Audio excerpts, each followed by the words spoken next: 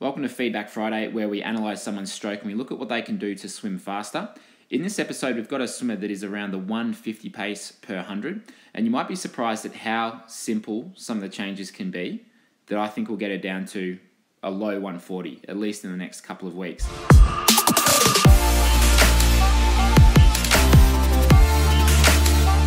Now, it doesn't mean that it's easy to do, but some of the changes that she can make I think are quite simple. So the first thing I like to look at is the breathing. How is she breathing in and how is she exhaling?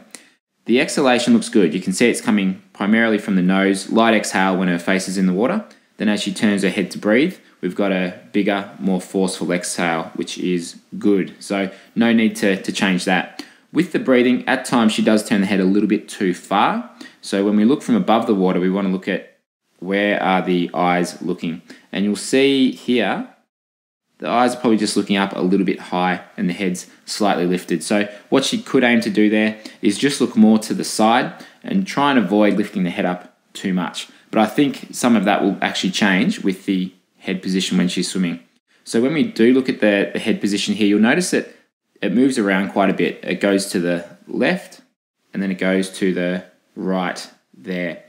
The head's the steering wheel for the rest of the body. So if the head's moving side to side or up and down too much, typically the body will follow behind it.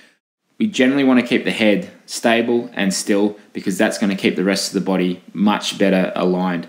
So what I'd be aiming to do here is fix the vision. Look in the same spot, whether that be 40 to 45 degrees in front. There's nothing wrong with that, especially if this person's a triathlete or open water swimmer. As you know from our other videos, if you've subscribed to the channel for a while, there's nothing wrong with looking slightly forwards. As long as you keep your neck long and extended, keep the top of the head out of the water, that's best for most people. So I'd recommend looking slightly in front, keep that neck long, and avoid the head shifting to the left and then to the right. Just keep looking downwards. Now, the thing that will probably happen when she does that is we'll get rid of some of this arch through the lower back.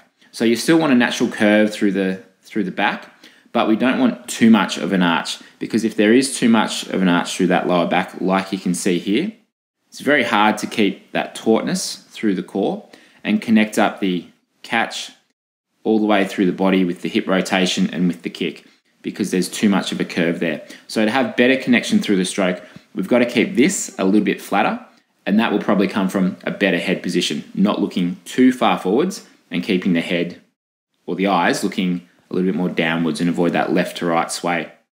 After that, and that will probably take 2 or 3 weeks of some consistent practice and consistent focus to do it.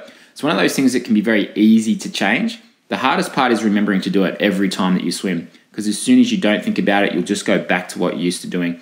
And it can take quite a few weeks of practice to change that. But that's probably where I'd look to start. After that, I'd be looking to adjust the entry position. You can see on both hands how she comes over here, possibly a little bit wide with the recovery. So you might even start with the recovery. So when the arm comes over the top, that's what we call the arm recovery. And there's nothing wrong with being out somewhat wide with the hand, but we don't want to be too wide with it where you're coming over super low to the water and you're not really getting this shoulder out of the water. Let's have a look at the right one. Yeah, the shoulder can come out a little bit more. And one of the things that I normally talk about at clinics is, as a coach, if we're looking from the side, I should be able to see your underarm, which you can actually see there, which is good. Might just be able to see it there. So that's all right from the side, but looking from the front, look, she may be able to just get the arms up, or the shoulders, the arms up, just a little bit more out of the water. But the key thing here will be where she enters. What we want to do is swim on train tracks. So if you imagine that you've got these train tracks that run in line with your shoulders, every time your hand enters the water, the hand should follow those train tracks in line with the shoulders there, or in line with the ears. You'll see that hand comes across the center, and the left one does a similar thing, comes over, and see what happens on the stroke before that. Similar thing, just crosses over the center. So at the moment, that's probably partly why the head's going side to side, is that crossover at the start. So for her to be able to enter in line with the shoulder and extend straight forwards, she's going to have to make that hand entry feel very wide compared to what she's used to doing.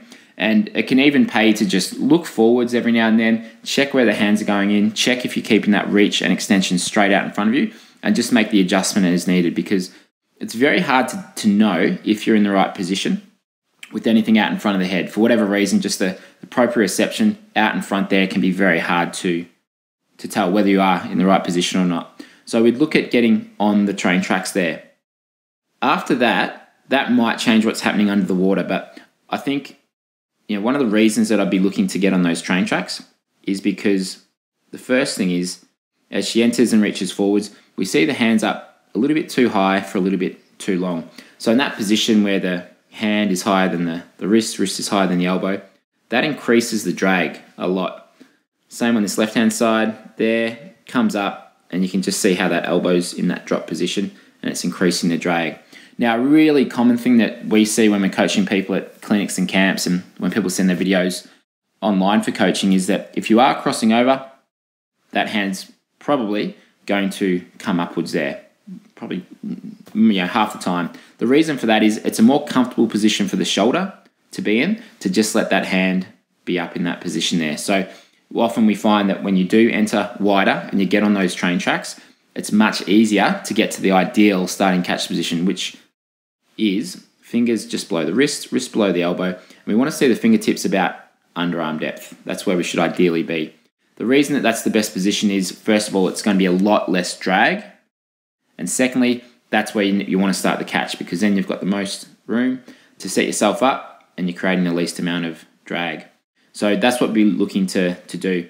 Now, there's a really good chance that when she comes out wider, she's on those train tracks, she'll probably have to feel like the hand is down very deep. So for her to get the hand in that position early on, she might need to actually aim for that position, because again, you've got to exaggerate the things that happen out in front of the head to change them. That's for most people.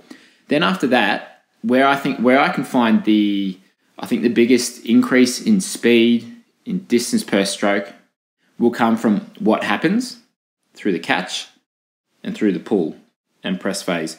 Now, we don't have a front-on view, but my guess is she's exiting, or she's finishing quite wide of the body through the press phase. So from here back to the hip, I think that hand is quite wide. Same thing happens on the left-hand side. So I think she's quite wide there.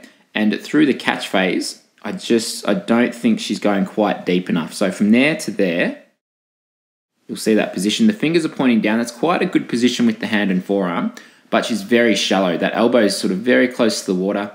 And when you're that shallow in the water, very hard to be strong and effective and get much leverage from that arm. So I would encourage her, when she's in this position, make it feel like you're going quite deep, because the path that the hand should take, if we were to trace the fingertips, should be like a quarter of a circle as she moves through that part of the stroke.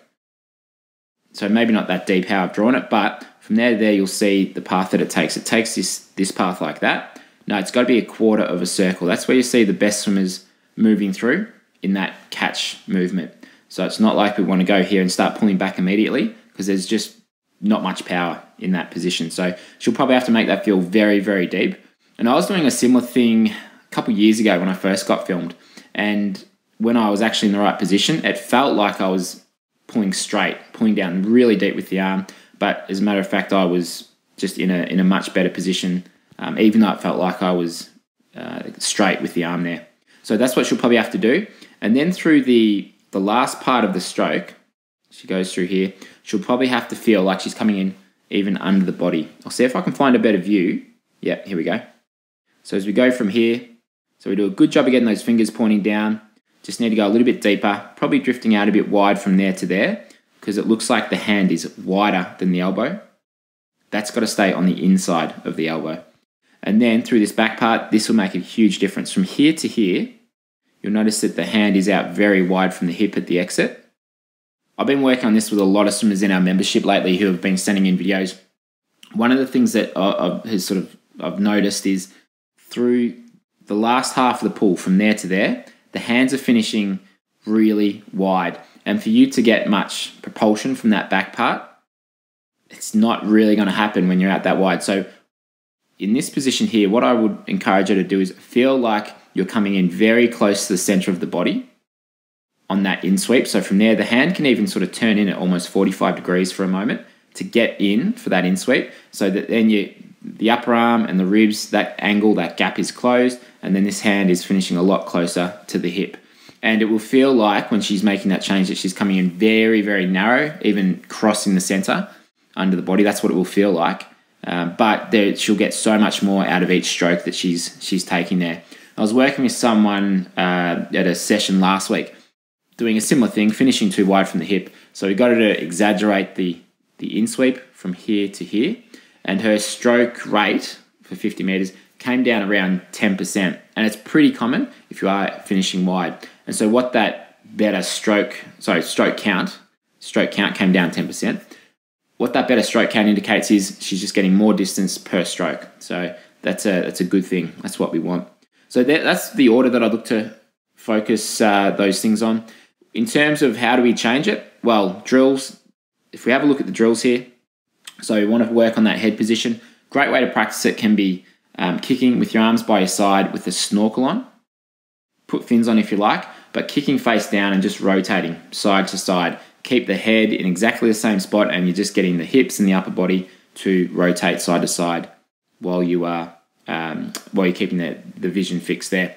Then after that, if we want to look at working on the alignment, well, we'd probably go through our front kick, side kick, and 6-1-6 drills. That's normally the order that we follow at clinics. That's what we often recommend in our fault fixer section in the video membership.